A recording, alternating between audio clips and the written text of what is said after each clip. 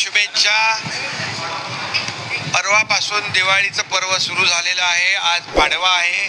पाडव्याच्या देखील सगळ्यांना खूप खूप शुभेच्छा। हा पाडवा म्हणजे नवीन संकल्प, नवीन पर्व, सगळ्यांच्या आयुष्यामध्ये सुख समृद्धी आनंद घेऊन येवो अशा मनापासून शुभेच्छा।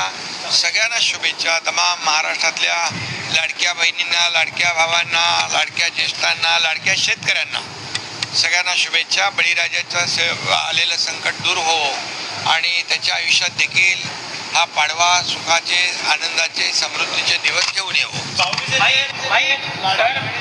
भाऊबीजेच्या वाट बघत म्हणजे ते लाडक्या बहिणींच्या भाऊबीज मिळणारच, भाऊबीज मिळणार आणि लाडकी बहीण योजना कायम सुरू राहणार।